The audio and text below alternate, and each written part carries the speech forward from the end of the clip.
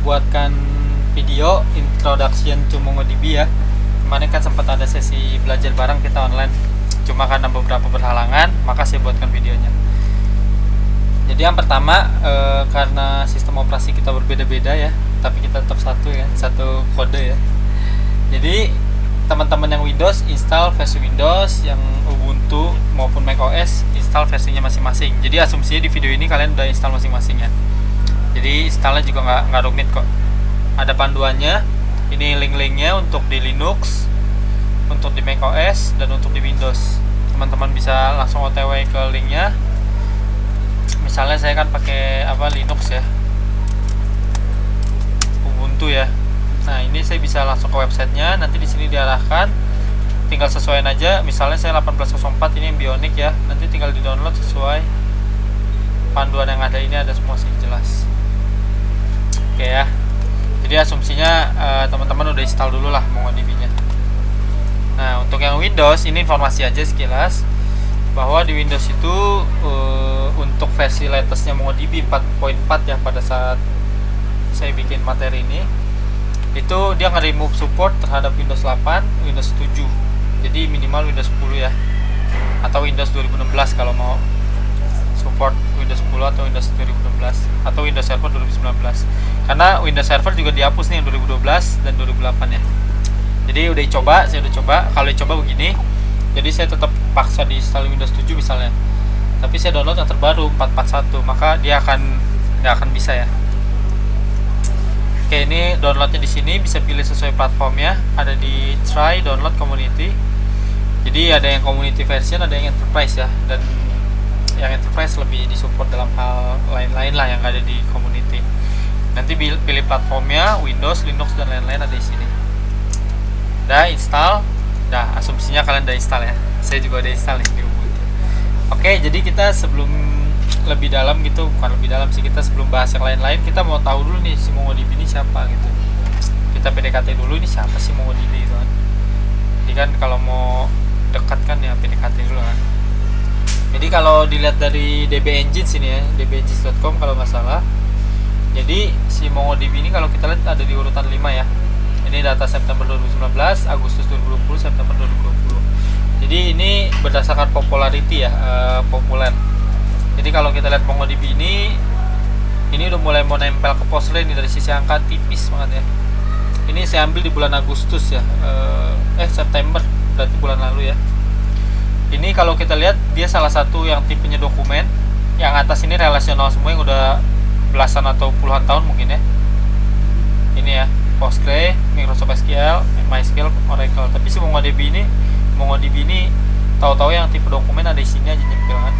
Diikuti DB2, Redis, dan seterusnya. Jadi secara popularitas dia memang lagi populer gitu ya. Jadi ntar kita cerita kenapa populer gitu kan. Berarti ini tandanya karena di dokumen sendiri di sini. Jadi kalau di compare sama yang sesama dokumen, nah maka dia saat ini nomor satunya yang lagi paling populer ya. Untuk tipe database model dokumen multimodel. Jadi yang bukan relasional ya, dia non relasional. Jadi dia nggak tunduk pada aturan SQL lah, not only SQL ya kan, non SQL. Ini ada CouchDB dan seterusnya. Oke, jadi MongoDB itu apa gitu kan? Jadi kalau definisi di Google kalau kita cari dibilang sistem basis data. Jadi dia tetap disebut basis data ya, database yang berorientasi pada dokumen. Jadi bukan orientasinya bukan relasional tapi dokumen yang lintas platform. Artinya dia bisa support di beberapa platform ya. Tadi kan kita lihat di Windows ada, di Linux ada, di macOS ada. Nah, MongoDB menghindari struktur basis data. Dia menghindari ya. Meskipun kita bisa aja nerapin relasional gitu di MongoDB, cuma kan itu aneh gitu, dia ciptakan bukan buat itu gitu. Terus dia menghindari struktur basis data relasional table berbasis tradisional yang bla bla bla. Nah, versi terakhir 4.40 40 hari yang lalu ya, ini baru bulan lalu.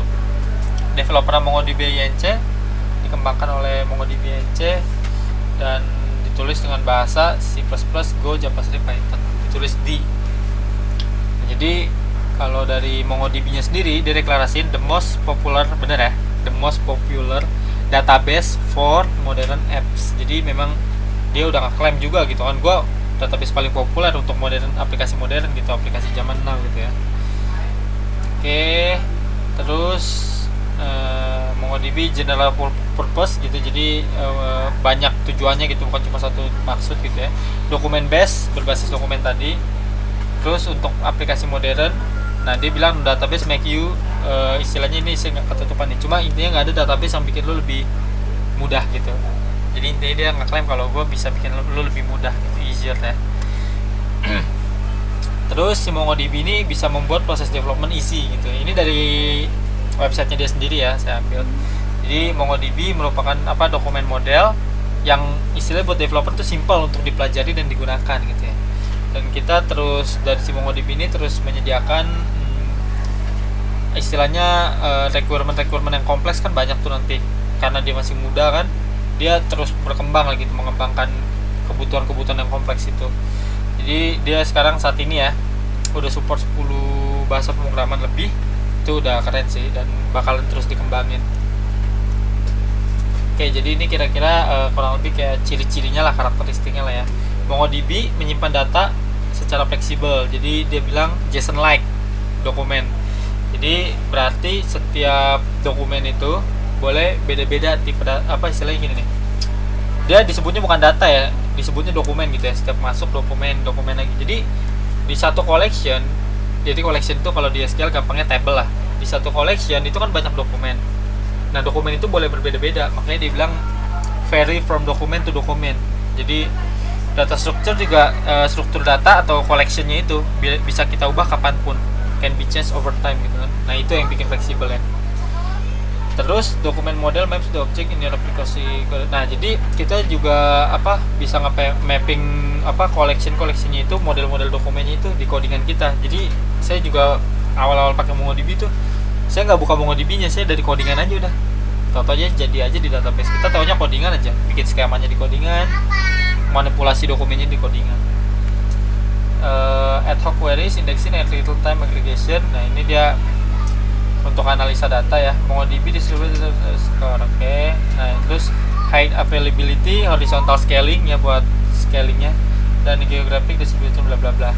Terus dia free to use ya, ini di bold nih, free to use. Cuma ada versi yang berbayaran juga, mungkin lebih di support dan lebih di auto backup gitu lah, ntar kita cek. Jadi contoh dokumennya seperti ini objek.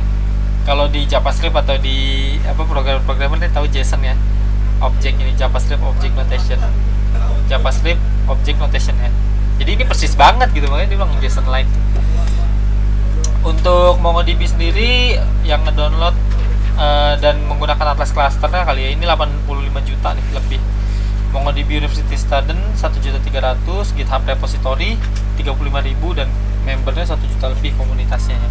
Jadi dari sisi komunitas sudah banyak juga, jadi kita nggak usah takut kita berjuang sendiri lagi untuk nambahin fungsi-fungsinya, karena udah cukup banyak. Sampai sini dulu untuk PDKT yang pertama. Nanti kita cek detail lagi description websitenya, technical dokumennya, terus support bahasa pemrograman yang support apa aja gitu ya di video selanjutnya.